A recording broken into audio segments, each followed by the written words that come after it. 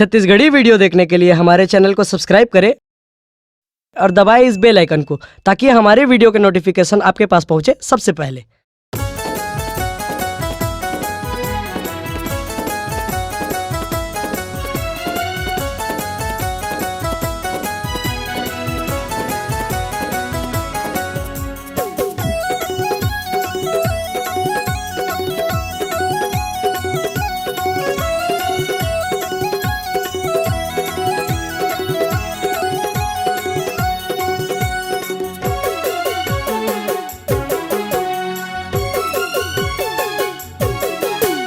रही रही आथे सपना सताथे, रही रही आथे सपना सताथे। सुन ले माया रूत बात, आ जाना तै मोर पार।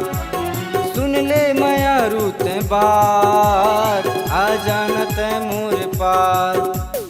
रही रही आथे सुरत सताथे, रही रही आथे सुरत सताथे। सुन ले माया रूत बात, आ जाना तै मोरे पास।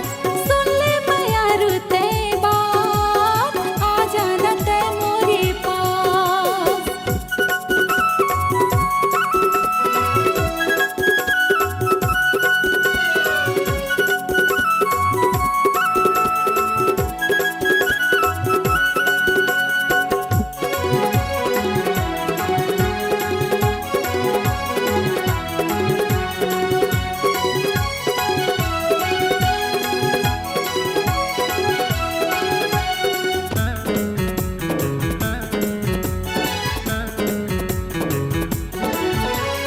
कर ले भरोसा मैं करता तोला, नहीं देवा धोखा मान लेना मोर बात। आ जाना तै मोर पास।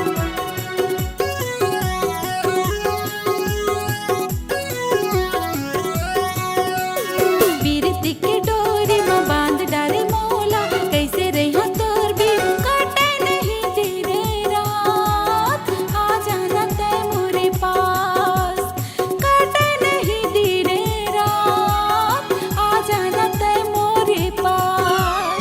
रही रही आथे सपना सताथे, रही रही आथे सपना सताथे। मान लेना मोर बात, आ जाना तै मोर पास। सुन ले माया रूते बात, आ जाना तै मोरे पास।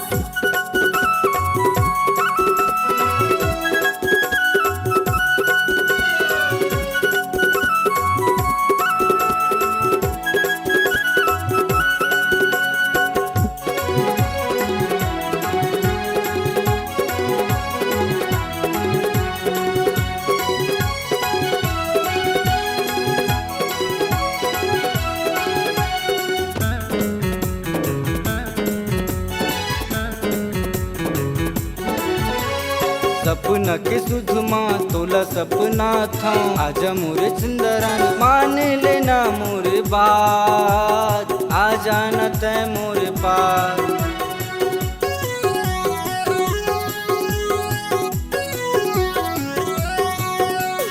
मोरे मायारू राजा झन तरसाना, कैसे जिहा तोरे बिन। सुन ले टंडन मोरे बात, आ जाना तै मोरे पास। सुन ले टंडन मोरे बात, आ जाना तै मोरे पास। रही रही आथे सपना सताथे, रही रही आथे सपना सताथे। मान लेना मोर बात, आ जाना तै मोर पास। मान लेना मोर बात, आ जाना तै मोर पास। हाँ रही रही आथे सुरता सताथे, रही रही आथे सुरता सताथे। सुन ले माया रूत बात, आ जाना तै मोरे पास। सुन ले माया रूत बात, आ जाना तै मोरे पास। सुन ले माया रूत बात, आ जाना तै मोर पास। सुन ले माया रूत बात, आ जाना तै मोरे पास। सुन ले माया रूत बात, आ जाना तै मोर पास। अगर आप अपनी आवाज को एक नया आयाम देना चाहते हैं तो चले आइए मल्टी ट्रैक डिजिटल रिकॉर्डिंग के लिए संपर्क करें HK म्यूजिक कंपनी, कोटा डबरी, चांपा, छत्तीसगढ़।